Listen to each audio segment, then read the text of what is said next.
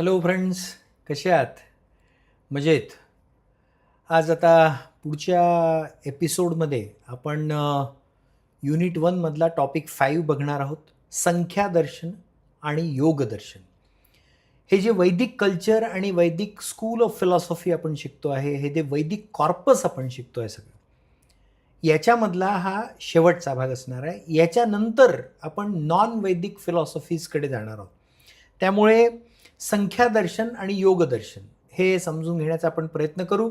मी मागच्याही एपिसोडमध्ये सांगितल्याप्रमाणे हा भाग देखील थोडासा कठीण आहे, पण आपण सोप्या भाषेत समजून घेऊ आणि जेवढं आवश्यक आहे तेवढंच आपण समजून घेऊ, जेणेकरून आपल्याला नॉलेज पण प्राप्त होईल आणि परीक्षेच्या दृष्टीने आपली तयारी देखील व्यवस्थित होऊ शकेल. मी मध्ये तुम्हाला मल्टिपल चॉईस क्वेश्चन कुठे येणार आहे आणि long answer question, short answer question कुठे येऊ शकतो हे देखील मी सांगतो आहे.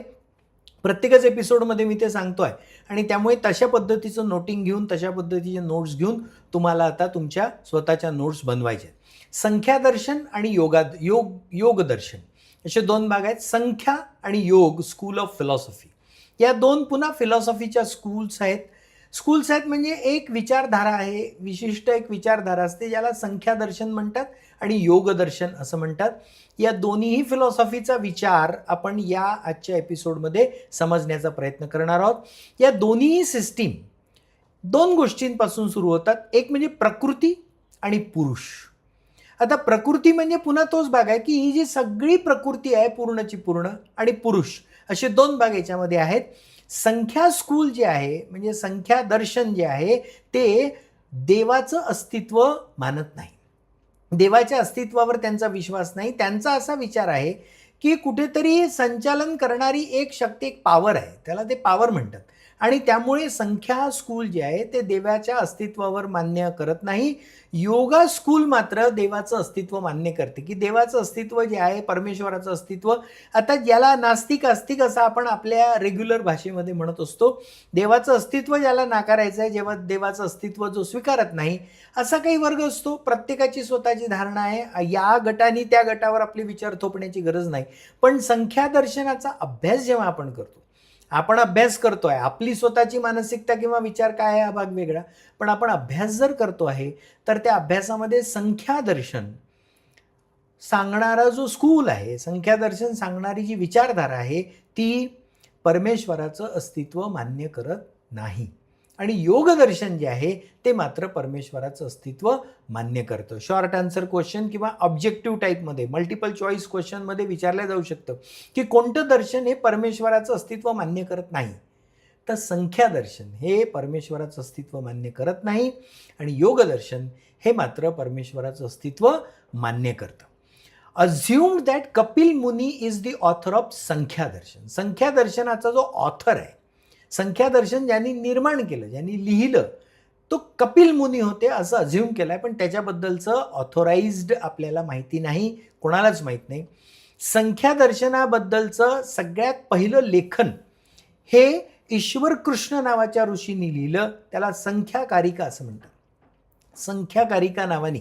त्यामुळे ईश्वर कृष्ण या ऋषींनी लिहिलेलं संख्यादर्शनाबद्दलचं लेखन कुठलं? Short answer, multiple choice question, Sankhyakarika. तर संख्याकारिका हे ईश्वर कृष्णाने लिहिलेलं पहिलं लेखन आहे. त्याच्यामध्ये 70 वर्स, 70 श्लोक त्याच्यामध्ये होते, 70 काव्य त्याच्यामध्ये होते आणि ल्युसिड एक्सपोजिशन ऑफ संख्या सिस्टीम, संख्या दर्शनाची जी सिस्टीम आहे त्या सिस्टीमचं अतिशय फ्लो असणारं सुंदर विवेचन, बहुत अच्छी तरह से उसे समझाया गया था. 70 वर्स उसमें थे, 70 श्लोक, ये 70 काव्य, 70 काव्य उसमें थे और ये कपिल मुनि ने इसका लेखन किया है ऐसा माना गया है, लेकिन उसका कोई आधार नहीं है हमारे पास.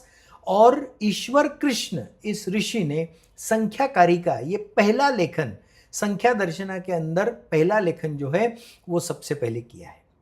अब पुरुष आणि प्रकृती म्हणजे काय याचा अर्थ आपण समजून घेऊ.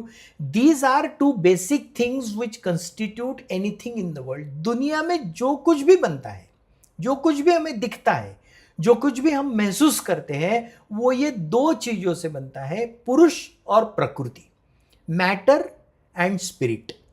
प्रकृति यानी मैटर और स्पिरिट यानी पुरुषा यानी आत्मा। किसी भी चीज़ के मैटर होते हैं ना, जैसे हमारा शरीर है, हमारा शरीर ये प्रकृति है और हमारा स्पिरिट यानी आत्मा जो है वो पुरुष है। समझ में आया? छोटी सी बात है। अब जब ये शरीर के अंदर आत्मा है, ठीक है, तो हमारा शरीर एक पूरी चीज कहलाता है। जब शरीर के अंदर से आत्मा निकल जाता है तो उसे हम मृत्यु कहते हैं, और मृत्यु होने के बाद में इस शरीर का हम कुछ नहीं करते, हम रखते नहीं है, एक तो दहन करते हैं या दफन करते हैं, ठीक है ना। दो पद्धति से उस शरीर को पूरी तरह से उसको समाप्त करते हैं हम लोग, वो हमारी प्रक्रिया है। इसलिए आत्मा जरूरी है। अब आत्मा जब तक है तब तक हमारा वो जो अस्तित्व है वो है।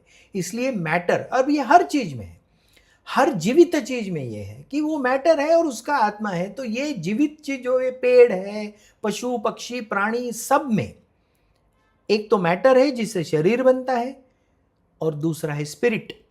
जब वो स्पिरिट खत्म हो जाता है तो मैटर का कोई महत्व नहीं उठता। तो ये दोनों जब रहेंगे, अब सिर्फ स्पिरिट से भी काम नहीं चलेगा। देखिए कितना सुंदर है विचार। सिर्फ स्पिरिट से काम नहीं चलेगा। आत्मा जब तक किसी शरीर में प्रवेश नहीं करता है तब तक उसे भी अस्तित्व प्राप्त नहीं होता। इसलिए ये इंटरडिपेंडेंट है दोनों। ये दोनों चीजें क्या है? इंटरडिपेंडेंट है, एक दूसरे के ऊपर अवलंबून आहे, एक दुसऱ्यांवर अवलंबून आहेत ते, बरोबर. म्हणजे आत्मा जर असेल फक्त तर काही कामाचा नाही. तो आत्मा ज्या शरीरामध्ये जाईल, शरीराचं रूप धारण करेल. आणि म्हणून मग कबीराच्या दोह्यामध्ये या शरीराला चादर म्हटलेलं आहे. चादर ओढ़ली मैंने, चादर ओढ़ली है ना, ये शरीर मुझे प्राप्त हो गया और ये शरीर प्राप्त होकर मैं इंसान बना. मग माणसाचं शरीर, बाईचं शरीर, पक्षाचं शरीर, वेगवेगळ्या प्राण्यांचं शरीर, या शरीरामध्ये आत्मा जेव्हा जातो तेव्हा मग त्याचं एक रूप तयार होतं. वाघ तयार होतं, वाघ तयार होतं, शेर जब बनता है तो शेर बनता है ना, उसमें आत्मा आती है, वैसा शरीर बनता है, फिर वो शेर कहलाता है. जब आत्मा निकल जाती है तो वो तो कुछ नहीं बचता, फिर वो बाकी प्राणी खा लेते हैं, बरोबर.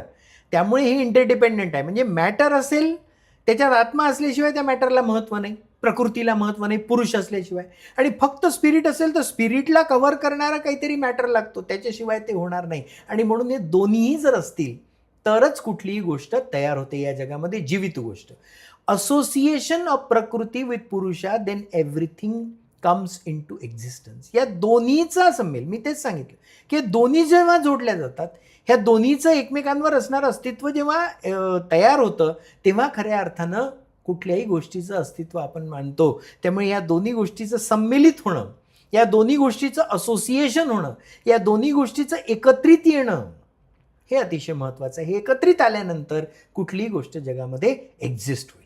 आता प्रकृती आपण समजून घेऊ. प्रकृती म्हणजे काय? सत्व, knowledge and pleasure. Knowledge and pleasure, matter जे आहे, आपलं शरीर जे बनतं, या शरीरामध्ये काय काय असतं? नॉलेज अँड प्लेजर, त्याला सत्व असं म्हणतात. म्हणजे सत्व प्रवृत्तीमध्ये आपल्याला नॉलेज मिळतं आणि आपल्याला प्लेजर देखील मिळतं, आनंद मिळतो. ती दुसरं आहे राजस, ज्याच्यामध्ये मूवमेंट आणि पेन होते. नॉलेज आणि प्लेजर हे आपल्या बुद्धिमत्तेच्या माध्यमातून. समजून घ्या, सोपं आहे, काही प्रॉब्लेम नाही, समजेल तुम्हाला. बुद्धिमत्ता जी आपली आहे, मेंदूमध्ये जे विचार चालतात त्या विचारामध्ये नॉलेज तयार होतं, नॉलेज मिळतं. नॉलेज तिथे स्टोअर होतं असं आपण म्हणतो. ते खरं तिथे स्टोअर होतं की नाही आपल्याला माहिती, पण मेंदूमध्ये जी विचार प्रक्रिया चालते त्या विचार प्रक्रियेमुळे नॉलेज तयार होतं आणि त्याच्यामधूनच आपल्याला आनंद प्राप्त होतो, बरोबर आहे. एखादी छान गोष्ट आपण पाहिली, एखादं सुंदर गुलाबाचं फूल पाहिलं किंवा एखादा सुंदर बगीचा पाहिला, आनंद कसा मिळेल सांगा? प्रक्रिया कशी आहे समजून घ्या तुम्ही. प्रक्रिया कशी आहे की आपल्या डोळ्यांनी आपण तो बगीचा पाहतो, बरोबर.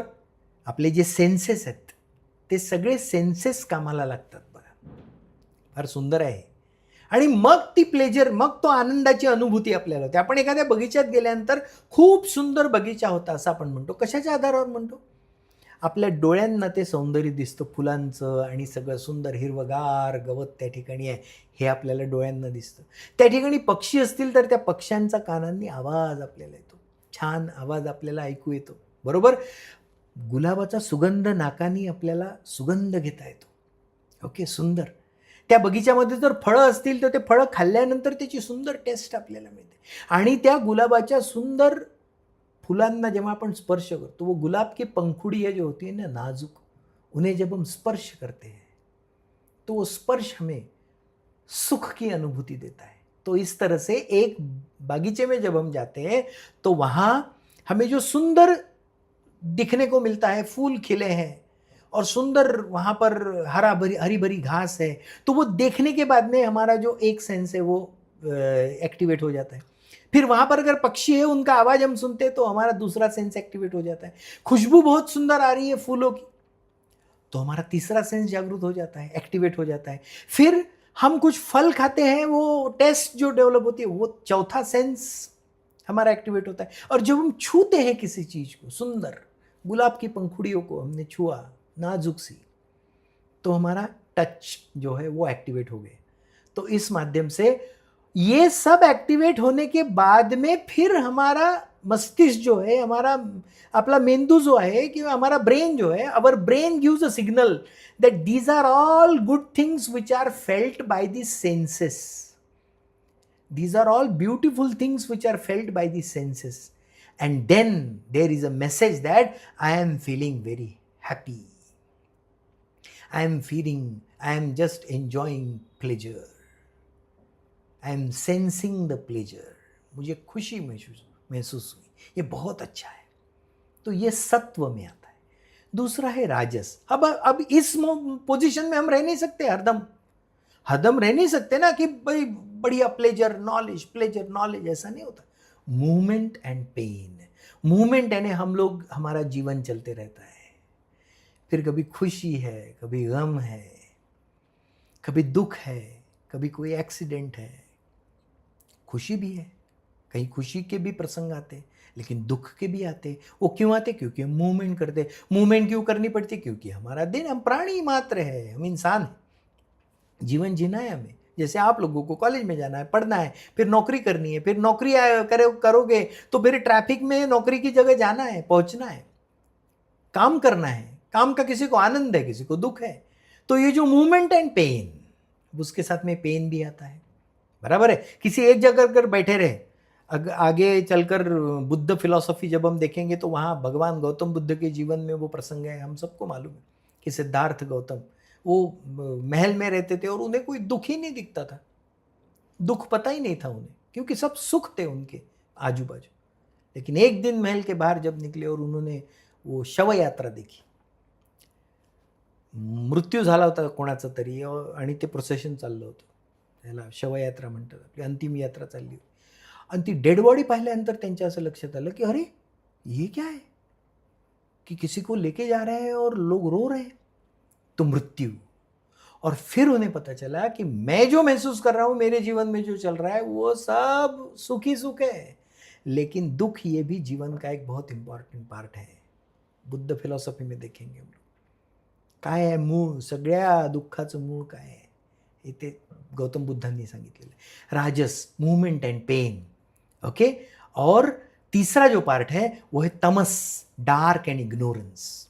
ये भी हमारे जीवन का पार्ट है. इग्नोरेंस है, पता नहीं ये चीजें, और डार्कनेस है, अंधेरा है, नॉलेज का अंधेरा है. अब उसको उजागर करना है. किससे? नॉलेज से. इंडियन नॉलेज सिस्टम के बारे में हमें पता नहीं है, लेकिन ये वीडियो जो आप तक आ रही है, ये जो मैं आपको बता रहा हूं, इससे वो उजाला हो रहा है. तो उजाला हो रहा है, डार्कनेस से, इग्नोरेंस से नॉलेज तक पहुंच रहे. लेकिन ये तमस, सो सत्व, रजस और तमस, ये 3 प्रकार है प्रकृति के. हमारा जीवन, हमारा मैटर, हमारा शरीर जो है, जिसे हम एक जिंदगी कहते हैं, उस जिंदगी को जीते वक्त ये 3 फैक्टर्स बहुत इंपॉर्टेंट होते, वो प्रकृति के अंदर आते. तो पुरुष और प्रकृति के ऊपर आपको 2 मार्क का सवाल पूछा जा सकता है, तो ये आपको लिखना है. मल्टीपल चॉइस क्वेश्चन में आपको ये लिखा जाएगा कि राजस, सत्व और तमस ये किसके प्रकार हैं? तो ये प्रकृति के प्रकार है. ठीक है. तो when self comes out of ignorance through actual knowledge gets separated from प्रकृति is मोक्ष. संख्या दर्शन में हमने ये देखा था कि मोक्ष क्या है. मोक्ष ये है कि ये जो सेल्फ है हमारा, ये इग्नोरेंस से बाहर आकर एक्चुअल नॉलेज जब हमें प्राप्त होता है, तो प्रकृति से वो सेपरेट होता है. जीवन जीने के बाद में जिंदगी भर हम कुछ ना कुछ प्राप्त करने का प्रयास करते हैं, अब अलग अलग पद्धति से। कोई पैसा कमाता है, कोई अपना नॉलेज बढ़ाता है, कोई अपनी पोजीशन बढ़ाता है, कोई घर बड़ा बनाता है, ऐसे हर कोई डेवलपमेंट करते रहता है। अब कोई एखादा अगर समझो एखादा क्रिमिनल है तो वो ज़्यादा क्राइम करता है, वो भी बढ़ाते रहता है, वो भी है तमस, वो भी जिंदगी का पार्ट है। जहाँ खुशी है वहाँ गम है, जहाँ अच्छे लोग हैं वहाँ बुरे लोग हैं, जहाँ पुलिस है वहाँ चोर है। तो ये सब जिंदगी के तरीके होते हैं और ये जिंदगी के इनएव्हिटेबल पार्ट्स आहे, अविभाज्य भाग आहे ते जीवनाचे, हे असतातच. आणि त्यामुळे हा सेल्फ इग्नोरन्समधून जेव्हा बाहेर येतो त्यानंतर त्याला खरं नॉलेज प्राप्त होते आणि मग प्रकृतीपासून म्हणजे मॅटरपासून तो सेपरेट झाला की त्याला मोक्ष मिळतो, असं आपल्या या संख्या दर्शनामध्ये आणि योग दर्शनामध्ये सांगितलेलं आहे. संख्या दर्शन, मोक्ष हा प्रकृतीपासून पुरुष दूर झाल्यानंतर म्हणजे मॅटरपासून स्पिरिट दूर झाल्यानंतर, शरीरापासून आत्मा दूर झाल्यानंतर जो मोक्ष मिळतो, त्या मोक्षासाठीच तर सगळं चाललंय.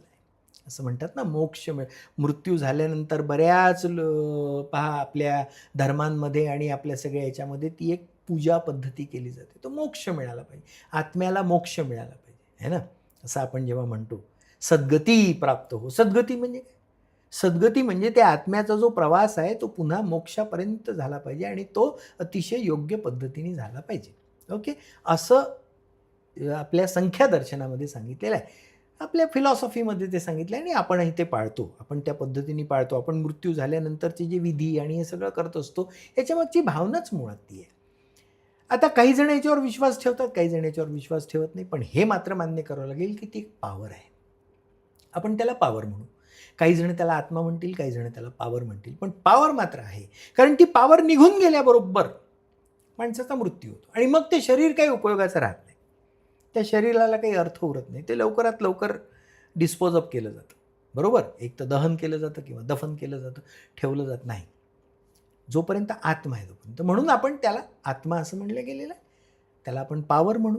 ओके, योग दर्शनामध्ये आता काय असतं ते आपण पाहू. School of philosophy founded by Patanjali. पतंजलींनी निर्माण केलेलं योगशास्त्र, योगसूत्र त्यांनी तयार केलं आणि म्हणून आपल्याला पतंजली योग विद्यापीठ आहे, त्यांच्या नावाने येते. आणि तिथे योग शिकवला जातो. याला इंग्लिशमध्ये योगा असं म्हणतात, आपण मराठीमध्ये किंवा हिंदीमध्ये किंवा भारतामध्ये त्याला आपण योग म्हटलं पाहिजे. योग, योगसूत्र, योगासूत्र नाही, योगसूत्र. ओके, तो school of philosophy founded by पतंजलीनी realisation of difference between Prakriti and Purusha. योग दर्शनामध्ये देखील हा जो डिफरन्स आहे प्रकृती आणि पुरुष याच्यामधला जो डिफरेंस है, यातला जो अंतर है, इसमें जो अंतर है वो अंतर जानने का प्रयास योग दर्शन में भी किया गया. एम्फसिस ऑन अंडरस्टैंडिंग माइंड, लेकिन इसमें हमारी बुद्धि, हमारा जो माइंड है, मेंदू, उसको फोकस किया गया. Its various states, its cognitive activities, उसमें एक्टिविटीज किस तरह से होती है, and methods to control it, और उसे कंट्रोल करना, कंट्रोल कैसे किया जाए, इसके ऊपर भी ध्यान दिया गया. और इसलिए फिर योग शास्त्र में या योगाभ्यास, योग ये शब्द है और योगाभ्यास शब्द है, तो योगाभ्यास में ये सब सिखाया जाता है. मेडिटेशन और ये सारी जो पद्धति होती है उससे माइंड कंट्रोल करना चाहिए, क्योंकि सारे चीज़ों को घुमाने वाला जो है ना माइंड है. वो पूरी सारी चीज़ें जो कुछ भी हो यहाँ है, और यहाँ वो सारा चलते रहता है मैकेनिज्म. वो बहुत स्ट्रांग है. अभी मैं आपको एक एग्जांपल बताता हूँ. ये पेन है, जैसा ये पेन यहाँ रखा हुआ है, अब मुझे इसको उठाना है. ओके, क्या प्रोसेस है, देखिए प्रोसेस कितनी कठिन है और कितनी कॉम्प्लिकेटेड है. अब ये कॉम्प्लिकेटेड प्रोसेस है, फिर भी ये इतनी फास्ट हो जाती है. तो ऐसे कितनी प्रोसेसेस हम पूरे दिन में करते रहते हैं, और हमारा ब्रेन जो है ना, कभी कभी कहते हैं ना हम लोग, थकान महसूस, माझा डोकं दुखते आहे, माझा मेंदू थकला म्हणजे त्याला इतकं काम दिलं तुम्ही आणि म्हणून शांत झोप झाली पाहिजे असं म्हणतात. शांत झोप पुढे येणार आहे आपल्या अभ्यासामध्ये. आपण जेव्हा योगशास्त्र शिकू, इंटरडिसिप्लिनरी स्टडीजवर आधारित जेव्हा योगशास्त्र आहे ना, तिथे येणार आहे कसं झोपलं पाहिजे, किती झोपलं पाहिजे, कधी उठलं पाहिजे, कधी झोपलं पाहिजे, हे सगळं त्याच्यामध्ये आहे. सब सिखाया जाएगा इसमें, तो देखते हैं उसमें भी आएगा. ये बहुत काम का है सब. ओके, तो अभी मैं ये आपको बता रहा था पेन उठाना. अब ये पेन अगर मुझे उठाना है तो कितनी प्रोसेस है. पहले तो मैं आंखें डोळे त्या पेनकडे पाहतील. मग माझ्या मेंदूला पुन्हा मेसेज येईल की पेन उचलायचा आहे.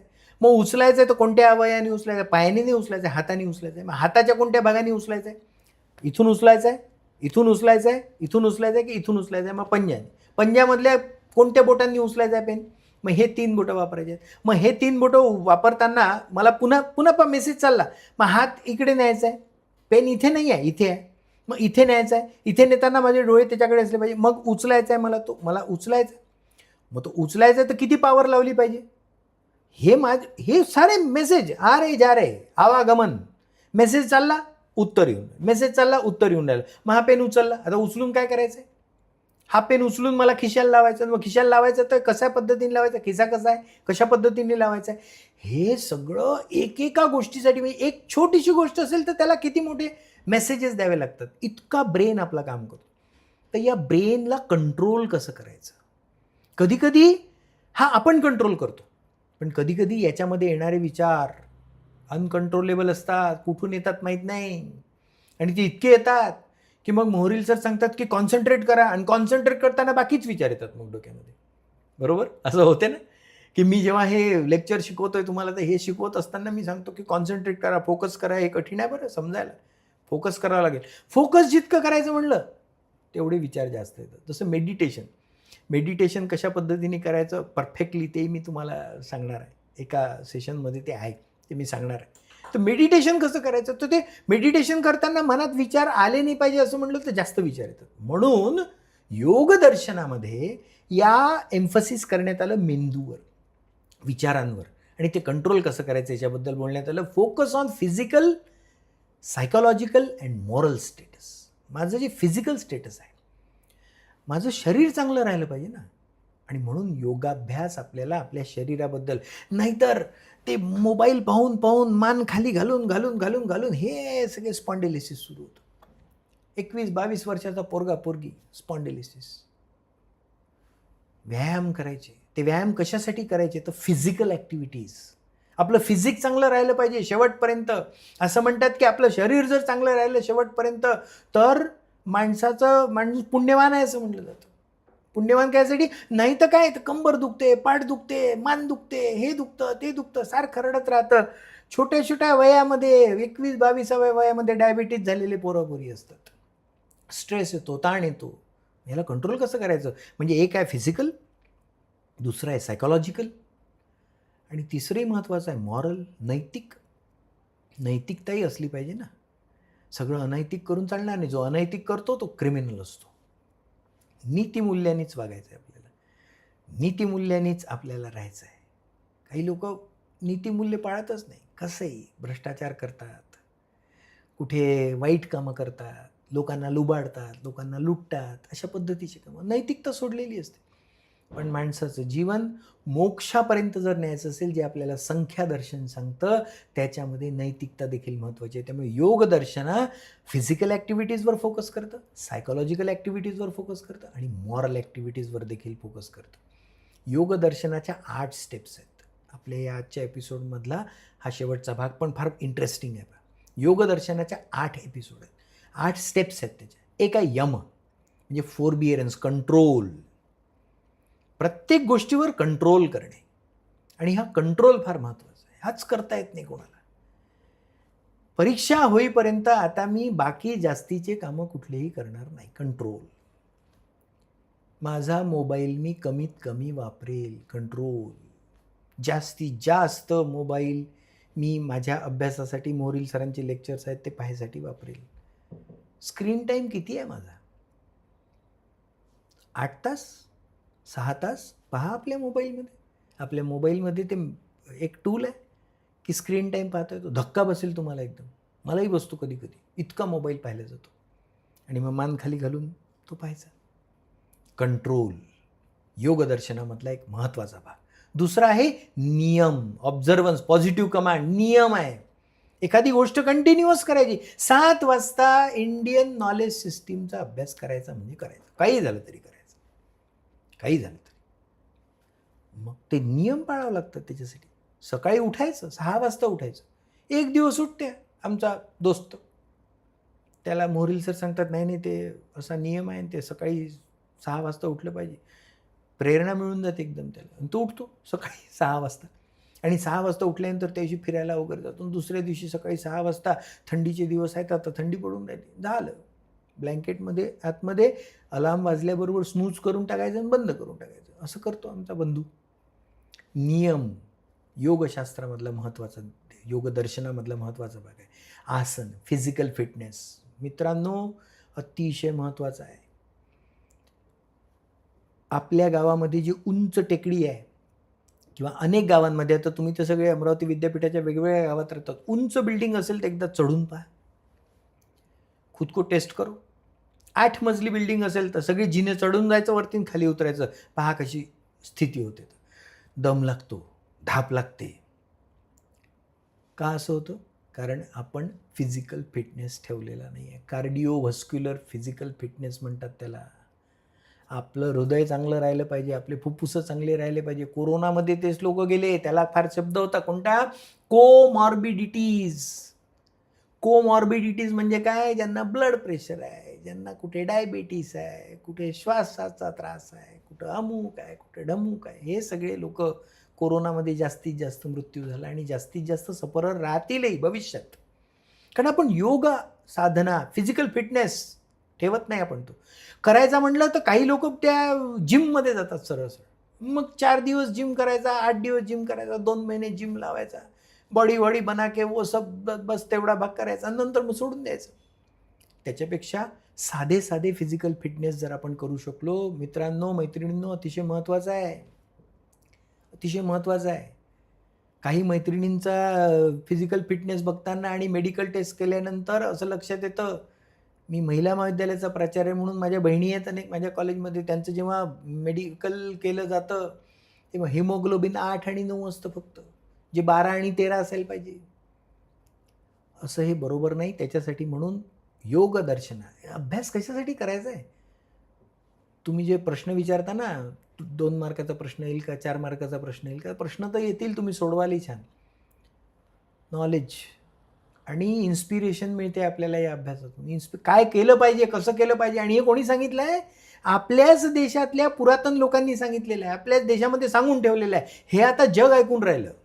योगदर्शनाचा अभ्यास आता जगातल्या विद्यापीठामध्ये सुरू झाला, आपल्या विद्यापीठामध्ये आत्ता सुरू झालेलं आहे.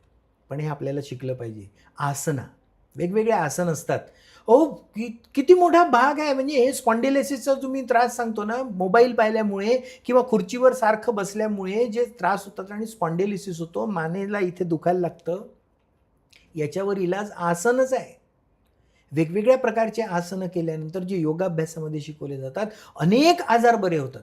आणि मग त्या डॉक्टरकडे जाऊन प्रचंड पैसे देऊन खर्च करण्याची गरज पडत नाही. आसन. ओके. देन प्राणायाम, ब्रेथ कंट्रोल महत्त्वाचा आहे. मग ते प्राणायाम करणे, श्वास रोखणे, मग कपालभाती, मग तो श्वास कसा घ्यायचा, कसा सोडायचा, कशा पद्धतीने रोकायचा, ते भ्रामरी असतं, ते वेगवेगळे, हे सगळे प्रकार जे श्वासाचे प्राणायामाचे प्रकार आहे, या प्राणायामाचे अद्भुत परिणाम आहेत तुमच्या माझ्या शरीरावर, अद्भुत. आणि म्हणून जगातले लोक करायला लागले ना. जागतिक पातळीवर योगाभ्यास का करतायत लोक? कारण त्याचे पॉझिटिव्ह इफेक्ट दिसायला लागले. हे योगदर्शनामध्ये सांगितलेलं आहे. हे या स्टेप्स आहेत, 8 स्टेप्स आहेत त्याच्या. त्यानंतर pratyahara, विड्रॉईंग cognitive census from subjects. आपले कॉग्निटिव्ह सेन्सेस जे आहेत, ज्या सेन्सेसमुळे आपण डिस्टर्ब होतो बरेच वेळा, म्हणजे डिस्टर्बन्स येतो, तो डिस्टर्बन्स बाजूला करणे, तर ते कॉग्निटिव्ह सेन्सेस बाजूला करणे, त्याला प्रत्याहार म्हणतात. धारणा, कंटिन्युअस कंटेम्प्लेशन, विचार करणे. व्हिडिओ पहा, मी जे तुम्हाला सांगतोय, हे जे व्हिडिओ पाहिल्यानंतर पुढे काय करायचं याच्यावर विचार करायचा ना. काय सांगितलं मोरेल सरांनी, संख्यादर्शनामध्ये काय सांगितलं, योगदर्शनामध्ये काय सांगितलं, जेव्हा विचार करायचा. जोपर्यंत तुम्ही विचार करणार नाही ना, तोपर्यंत तुम्हाला हे समजणार नाही. याला कंटेम्प्लेशन. कारण हे काही बेचा पाडा पाठ केला आणि बे एक बे बेदुनी 4 बेत्री कसा हे म्हटलं आणि झालं, असं नाही आहे. याच्यामध्ये विचार आहे. त्यामुळे तुम्हाला याचा विचार करणं, कंटेम्प्लेशन करणं, ज्याला धारणा असं म्हणतात, ते करणं आहे. ध्यान, ॲब्सॉर्प्शन, फिक्सिंग माइंड. ध्यान करतात ना, मेडिटेशन करतात, एखाद्या गोष्टी कुठे मेणबत्तीवर आपलं लक्ष केंद्रित करून कॉन्सन्ट्रेशन करण्याचा प्रयत्न करा. कारण कॉन्सन्ट्रेशनच होत नाही. मोहरील सरांचं लेक्चर सुरू असतं आणि मग त्याच्यामध्ये तू भेटते का, तू आली का, तू गेली का, तू आला का, तू गेला का, असं विचारलं जातं. गरज नाही त्याची. कॉन्सन्ट्रेशन. आपण कशासाठी भेटतो आहोत या प्लॅटफॉर्मवर? आपण इंडियन नॉलेज सिस्टीम शिकण्यासाठी भेटतो. बाकी तुम्ही व्हॉट्सॲपवर भेटा ना, मित्र मैत्रिणी, गप्पा करा, चर्चा करा. पण या ठिकाणी मात्र याच विषयाची चर्चा झाली पाहिजे. असं कुठेतरी आपण फोकस करू शकतो का? असं ध्यान लावू शकतो का? ॲब्सॉर्प्शन फिक्सिंग माइंड, की 7 ते 7:30 मोहरील सर आपल्याला इंडियन नॉलेज सिस्टीम शिकवतात, तर 7 ते 7:30 तुम्ही फक्त याचा विचार करू. मित्र मैत्रिणी, सिनेमा, जेवण खावण, सगळं सगळं सगळं दूर करून तर पहा एकदा. तुम्हाला त्याचा फायदा होईल. आणि त्याचा फायदा असा आहे की हे जे मी सांगतोय ना, आता काय होते, आता जर कॉन्सन्ट्रेशन नसेल, फोकस नसेल, तर आपल्याला हे पुन्हा पुन्हा वाचावं लागतं, पुन्हा पुन्हा समजून घ्यावं लागतं. पण फोकस जर असेल, एक अर्धा तास पूर्ण लक्ष देऊन केंद्रित करा. आणि म्हणून मी ती इयरफोन लावून बसा असं म्हणतो. इयरफोन लावलं की जगाशी आपलं कॉन्टॅक्ट तुटून जातो आणि मग ॲब्सॉर्प्शन, ध्यान, त्या पद्धतीने सगळं मी जे सांगतोय ते समजून घेणं. पहा कसं पटकन समजतं चुटकीसरशी. ओके. आणि शेवटचं आहे समाधी, स्टेट ऑफ वननेस, पूर्ण एकत्रित होणे, एक होणे. जी गोष्ट करतोय त्या गोष्टीमध्ये संपूर्णपणे समर्पण, संपूर्ण समर्पण. समाधीवस्था यायला खूप वेळ लागतो. समाधीवस्थेसाठी फार प्रयत्न करावे लागतात. आयुष्य दिलेले आहेत ऋषींनी समाधीवस्था येण्यासाठी. पण आपल्याला मात्र हे समजून घेता येतं की आपण याचा अर्थ असा काढू शकतो. बघा, आजच्या काळामध्ये याचा अर्थ कसा काढता येईल आपल्याला, मी तोच तुम्हाला समजावून सांगितला या 8ही स्टेपमध्ये, की कंट्रोल करता आलं पाहिजे गोष्टी. बघा, की योगदर्शना जो हजारो वर्षापूर्वी सांगितलं तो आजही रिलेव्हंट आहे. 21व्या शतकामध्ये देखील तुमच्या माझ्या कामात पडतं. कारण मी उदाहरणं सगळे आजचे दिलेले आहेत तुम्हाला. इंडियन नॉलेज सिस्टीम का शिकतोय आपण? कारण यातलं नॉलेज आपल्याला आज कामात पडतं. तुमच्यासारख्या विद्यार्थ्याला, माझ्यासारख्या एखाद्या शिक्षकाला किंवा काम करणाऱ्या कुठल्याही एका माणसाला जर आपल्या आयुष्यामध्ये सक्सेसफुल व्हायचं असेल, तर सक्सेसफुल होण्यासाठी या 8 स्टेप्स महत्त्वाच्या आहेत की ज्यांनी माझा जीवनाचा आधार बनेल. मग कंट्रोल मला करता आला पाहिजे, पॉझिटिव्ह कमांड मला देता आला पाहिजे. बिलकुल. असं कसं होत नाही? आपल्या आपल्या आपल्या कमांड कशा असतात? जाऊ दे ना, आता ते 4 एपिसोड पाहिले, आता काही फार समजलं नाही, आता जाऊ दे 5वा एपिसोड कशाला पाहायचा, पुढचं जाऊ दे ना, आता सोडून दे ना, पाहू ना. मग त्या नोट्स बीट्स आल्या तर त्या वाचून घेऊ ना. निगेटिव्ह कमांड आपलं मन देत राहतं आणि आपल्याला ते सोयीचं वाटतं म्हणून आपण ऐकत राहतो. आपण ॲक्सेप्ट करतो. सोपं सोपं सोपं सोपं सोयीचं, त्रास नाही झाला पाहिजे जास्त, अशा पद्धतीने आपण बघतो.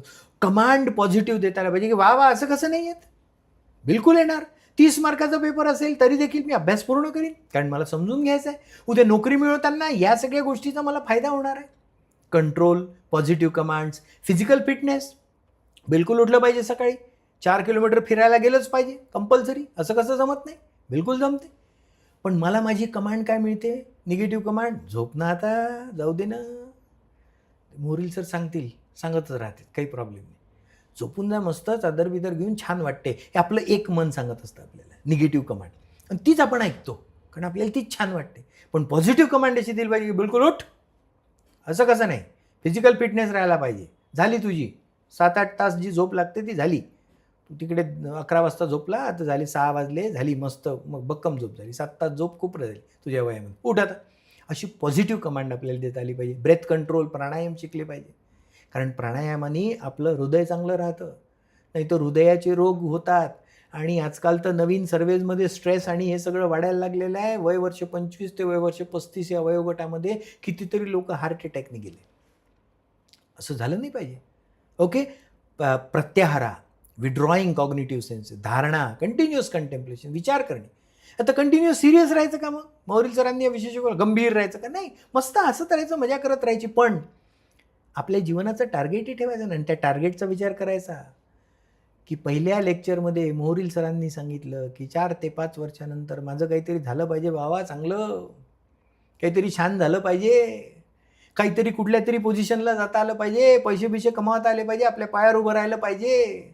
नाही तर सांगता नाही येणार लोकांना काय करतं, तर करूनच राहिलं, काहीच नाही होणार. असं नाही झालं पाहिजे. मग त्याचं कंटेम्प्लेशन, ते टार्गेट, तो अलार्म डोक्यामध्ये कायम असला पाहिजे की कसा आहे माझा अभ्यासाचा वेळ, किती आहे, किती अभ्यास करून राहिलो मी. माझा स्क्रीन टाईम 8 तास आहे, 6 तास आहे, आणि माझा अभ्यास चालला 2 तास, आणि माझी परीक्षा आता डिसेंबरमध्ये आहे असं मोहरील सरांनी सांगितलं 15 तारखेपासून. आता माझा अभ्यास 6 तास असला पाहिजे, त्यातला अर्धा तास माझा रोजचा 7 वाजताचा असला पाहिजे इंडियन नॉलेज सिस्टीमचा. ध्यान, ॲब्सॉर्प्शन ऑफ माइंड. मला ध्यान करता आलं पाहिजे, मला ध्यान फोकस करता आलं पाहिजे, आणि समाधी, स्टेट ऑफ वननेस, तो भाग सगळी शेवटचा आहे आणि शेवटच्या भागामध्ये आपण ते पाहू. त्यामुळे या सगळ्या एपिसोडमध्ये आपण संख्यादर्शन आणि योगदर्शन शिकलो. हे सगळे भाग जे आहेत ते 5व्या टॉपिकमध्ये होते. इथे आपला 5वा टॉपिक संपतो आहे. पुढचा जो टॉपिक आहे तो आहे नॉन वैदिक फिलॉसॉफिकल सिस्टीम. इथपर्यंत आपण सगळे वैदिक फिलॉसॉफी शिकलो. हे सगळं वेदाच्या मध्येच येतं. वेद जे आहे त्यातल्या त्यात ऋग्वेद मोठं झाड आहे, ते वडाचं झाड जसं असतं तसं. म्हणून मी मुद्दाम इम्पॉर्टन्स ऑफ वेदात लिहिलं. हे वेदच आहे आणि या वेदांचे सगळे हे भाग आहेत. मग त्याच्यात वेदांग असतील, मग त्याच्यात उपनिषद असतील, मग त्याच्यात संख्याशास्त्र असेल, मग संख्या आपण पाहिलं, संख्यादर्शन पाहिलं, त्यानंतर योगदर्शन पाहिलं. हे सगळंचं सगळं वैदिक कॉर्पसमध्ये येतं, वैदिक स्कूल ऑफ फिलॉसॉफीमध्ये येतं. इथे आपलं इंडियन नॉलेज सिस्टीममधलं वेदांसंबंधीचं किंवा वैदिक स्ट्रक्चर संपलेलं आहे. इथून आता पुढे पुन्हा यातले भाग येतीलच, पण आता मात्र आपण काही ज्या पाहणार आहोत त्या नॉन वैदिक फिलॉसॉफिकल सिस्टीम्स आहेत, म्हणजे वेदांपेक्षा वेगळ्या नॉन वैदिक फिलॉसॉफिकल सिस्टीम्स, त्या आपण आता पुढच्या टॉपिकमध्ये पाहणार आहोत. ते अतिशय इंटरेस्टिंग आहे, ज्याच्यामध्ये जैनिझम आणि बुद्धिझम असं दोन आपल्याला पाहायचं. एक जैन धर्म, त्याची रचना कशी है, और दूसरा है बुद्ध धर्म कि उसकी रचना कैसी है. तो इन दो धर्मों की रचना जो नॉन वैदिक फिलोसॉफिकल सिस्टम्स करके कहलाते हैं और बहुत महत्वपूर्ण है, उनका भी बहुत महत्व था. और हमारे देश के पूरी सांस्कृतिक रचना में जैन धर्म और बौद्ध धर्म का भी बहुत बड़ा हाथ है, बहुत बड़ा योगदान है. तो इसलिए योगिक फिलॉसफी का, वैदिक फिलॉसफी का हमने सब देखा. उसके बाद में अब ये नॉन वैदिक फिलॉसफिकल सिस्टम्स हम देखेंगे. फिर से आपको बताना है, सारे सोशल मीडिया स्टेटस पे मैं अवेलेबल हूँ. YouTube, Instagram, Facebook, LinkedIn, threads और व्हाट्सएप. इस पे सब्सक्राइब कीजिए, अपने दोस्तों को भी बोलिए. इंस्टाग्राम पे फॉलो कीजिए ताकि वहाँ पर भी मैं आपसे मिल पाऊँ और वहाँ पर भी कुछ अच्छी बातें मैं आपसे शेयर करूँगा. कुछ लाइव भी वहाँ पर हम करेंगे, तो वहाँ पर भी फॉलो कीजिए, सब्सक्राइब कीजिए, लाइक कीजिए, शेयर कीजिए. सारा जो कुछ आपको लगता है पढ़ने के बाद में अच्छा लगा, तो वो अच्छा जो लगता है वो उसमें कन्वर्ट कर दीजिए. और इस तरह से हम लोग, आज हमारा टॉपिक 5 खत्म हो जाएगा. टॉपिक 6 में नॉन वैदिक फिलोसॉफिकल सिस्टम पढ़ने के लिए हम फिर से मिलेंगे. Thank you so much. Bye bye, tata, take care. Thank you.